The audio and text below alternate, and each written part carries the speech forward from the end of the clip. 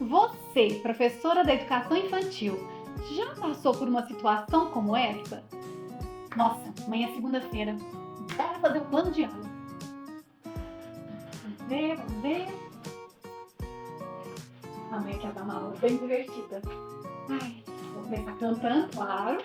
E eu vou contar uma história também amanhã. Sim. Música, deixa eu ver que música eu canto, hein? Já sei. Eu vou cantar aquela música que é A Árvore da Montanha. Isso. Como é que era mesmo? Ai.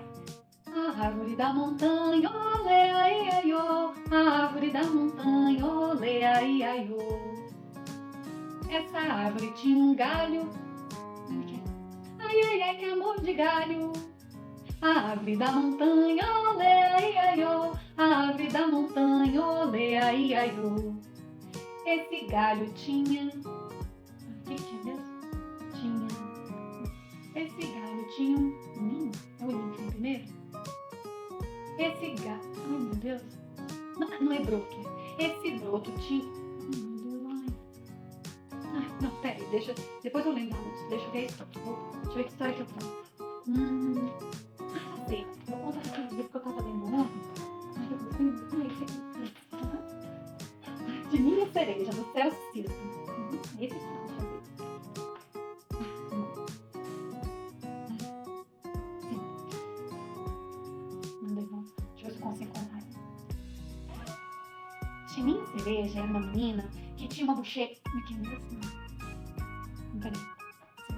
Tininha Cereja era bem rosinha. Ela morava... Não, gente, como é que é?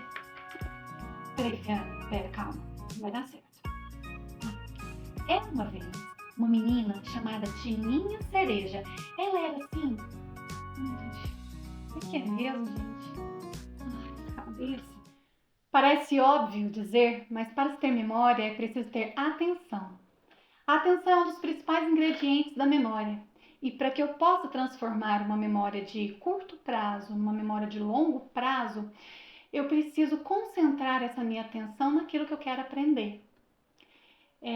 Muitas vezes chegam pessoas até mim e falam assim: Viviane, como que você faz para gravar tanta informação, tantos detalhes numa história?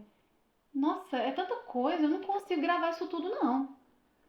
Pois bem, tô lembrando aqui até de um autor que eu gosto muito, que é o Fabiano Moraes. Ele escreve sobre contação de histórias e ele, em um dos livros dele, ele fala assim, se você vai contar uma história, então conte essa história. Se você vai ouvir uma música, então ouça essa música. Se você vai observar uma imagem, então observe. Ou seja, esteja presente, sua atenção tem que estar presente para que você possa se apropriar, né? E com isso, para que você possa memorizar aquilo que você está vivenciando ali naquele momento. E no vídeo de hoje eu quero falar de memorização. Sim, memorização é um dos recursos, é uma das técnicas da contação de histórias. A contação de histórias tem várias técnicas e eu quero tratar dessa técnica hoje. Quando a gente fala de memorização, nós temos algumas. E, por exemplo, nós temos a memorização auditiva, né, que é aquela que a gente usa a audição, né, para captar as informações e ter essa memória. Temos a memória sensório-motora, que está ligado ao gesto, à sensação. Temos também a memória lógica, que é aquela que eu uso, que eu faço analogias para poder aprender alguma coisa. E temos também a memória visual, que é a que eu quero falar com vocês hoje. A memória visual, quem tem mais forte essa memória visual, são as pessoas que gostam de ver álbuns de fotografia, gostam de exposições de arte, se atentam a cores, a fisionomias. E pegando então essas informações, eu queria agora trazer tudo isso para a contação de histórias. Como que eu faço então para usar essa memória visual para contar uma história? Bom, a memória visual, a gente pode trabalhar ela de uma forma que a gente vai construir um filme na nossa cabeça para poder contar uma história. Ou seja, eu vou pegar como exemplo um livro para eu explicar melhor para vocês. Eu tenho um livro aqui, A Bruxa Mais Velha do Mundo, que é um livro de Elizabeth Lisboa com ilustrações de José Carlos Aragão, da editora Paulinas. Se para eu ter uma memória legal, que eu vá contar essa história de uma forma fluente, que eu tenho a apropriação dessa história, né? Eu preciso montar esse filme dessa história, pegar os elementos mais importantes dessa história, né? Toda a estrutura da história, transformar em imagens na minha mente para que eu possa contar. Então, vou pegar agora o livro para mostrar para vocês como que eu posso fazer isso a partir de uma história de um autor. Quando eu pego um livro ilustrado, eu tenho um recurso para construir essa memória que são as ilustrações. Então eu vou lendo a história e as ilustrações vão me ajudar nessa construção desse filme. Aí na hora que eu estou contando a história, na hora que eu estou naquela parte, eu lembro daquela imagem no filme. Então isso vai trazendo esse roteiro desse filme e eu posso contar de uma forma bem fluente, bem mais tranquila. Então as imagens vão auxiliar nessa memorização, nessa construção desse filme na minha cabeça. Agora, por exemplo, você fala assim, Viviane, mas as histórias da tradição oral, essas que são passadas de boca em boca, que não estão registradas num livro, o que a gente vai fazer? A gente vai usar a nossa imaginação. Então, a gente vai contar essa história e vai construir essa imagem na minha cabeça. Essa construção vai ser o meu filme, né? Que na hora que eu estiver contando, esse filme vai passar e de uma forma natural você vai lembrando e vai contando. E essas coisas vão acontecendo de uma forma muito tranquila e muito prazerosa, né? Claro que tem histórias da tradição oral que foram publicadas, né? E tem ilustrações. Quando é nesse caso, se você tiver o livro, você pode folhear e pode ajudar nessa construção desse filme. Mas você pode usar também a sua imaginação para ir construindo as cenas dessa história e assim você vai contando, lembrando e vai acontecendo de uma forma muito natural. Quero pegar como exemplo agora uma história da tradição oral que está muito no imaginário das pessoas, que é a história da Chapeuzinho Vermelho. Não vou contar a história toda, vou contar de uma forma bem resumida para a gente captar o que a gente precisa de estrutura para poder ter essa memória visual.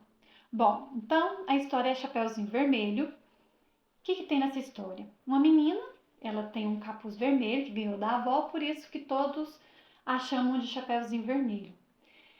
Certo dia, a mãe pede para ela levar uma cesta de doces até a casa da avó, porque a avó está doente. E pede para a menina ir na trilha que dá direto para a casa da avó e não entrar dentro do bosque.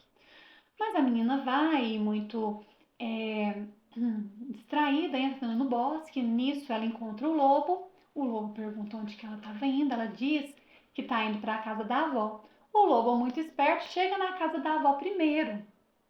Enquanto isso, a Chapeuzinho está perdida, o caçador encontra ela. E com a ajuda do caçador, ela chega na casa da avó. E nesse meio tempo, o lobo já engoliu a avó, já vestiu a roupa da avó, já está lá esperando a Chapeuzinho Vermelho. Chapeuzinho entra e depara com o lobo lá. Nisso acontece toda aquela cena, né? Que pergunta, vovó, mas que olhos grandes você tem? Que boca grande você tem? Até que chega o momento que o lobo quer comer a Chapeuzinho. Nisso, o caçador chega e salva as duas, né? Tira a vovó de dentro do lobo e fim da história. Falei de uma forma muito resumida, só mesmo para a gente ter essa estrutura da história, porque essa estrutura é o filme que eu vou passar na minha cabeça enquanto eu estiver contando. Claro que no momento que eu estiver contando, eu vou colocando mais informações para poder florear, né? Para poder rechear e deixar ainda mais encantadora essa história. E então é isso. Então, pegando como uma história da tradição oral, eu tenho essa estrutura, né? Então, vou montando essas imagens na minha cabeça para trazer esse filme. E na hora que eu for contar, vai acontecendo tudo de uma forma muito natural. Certo? Então, agora eu queria pegar para vocês uma história acumulativa. As crianças da educação infantil gostam muito de histórias acumulativas. E eu tenho esse livro aqui, que é E o Dente Ainda Doía, escrito por Ana Terra e com ilustrações dela também, da editora Difusão Cultural do Livro. Esse livro, eu não vou contar ele inteiro também, depois eu posso fazer um vídeo e colocar para vocês conhecerem a história e contarem para os seus alunos, mas no momento agora eu vou falar ele de uma forma muito resumida para a gente mesmo conhecer, né, como que é contar essa história usando essa memória visual, né, e tendo uma história que é acumulativa. Então vamos lá. Esse livro, ele é a história de um jacaré, né, que está com dor de dente, e nisso vão aparecendo vários animais para dar soluções para ele para poder melhorar esse dente que está doendo. Então começa o livro falando que tem um jacaré e ele tá ali parado, com cara de coitado, e não para de reclamar: ai, ai, ai, ui, ui, ui, meu dente, não vou aguentar. Nisso aparecem 2 coelhos, né, que oferecem para ele uma cenoura. Eles falam: você pode roer essa cenoura que seu dente vai parar de doer. Ele rói a cenoura e nada do dente parar de doer. Depois aparecem mais 3 personagens que são 3 corujas e oferece para ele um graveto para ele cutucar no dente. O que acontece? Ele rói a cenoura, cutuca com um graveto, mas nada do dente parar de doer. Logo depois aparecem 4 tatus e oferecem para ele um pedregulho, que assim o dente vai parar de doer. Mas o jacaré, ele roía a cenoura, ele cutucava com graveto, mordia o pedregulho e nada, o dente ainda doía. E assim vão aparecendo outros personagens e aí vai acumulando as informações, né? Então começou lá com o jacaré, depois entrou primeiro a cenoura, logo depois as corujas ofereceram o graveto, depois o pedregulho, e assim vão aparecendo outros personagens e oferecendo outras soluções para ele. E até chegar no número 10, que são 10 passarinhos que oferecem mais uma solução. E no final da história, o que acontece? O jacaré ele dá um espirro e o dente sai junto e assim ele melhora aquela dor insuportável que ele estava sentindo. Então o que acontece? Vejam que nessa história vão aparecendo várias soluções para ele melhorar esse dente. E a gente tem que sempre recordar da anterior para poder ir construindo esse caminho.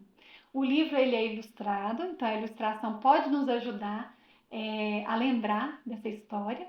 E também a gente pode ir...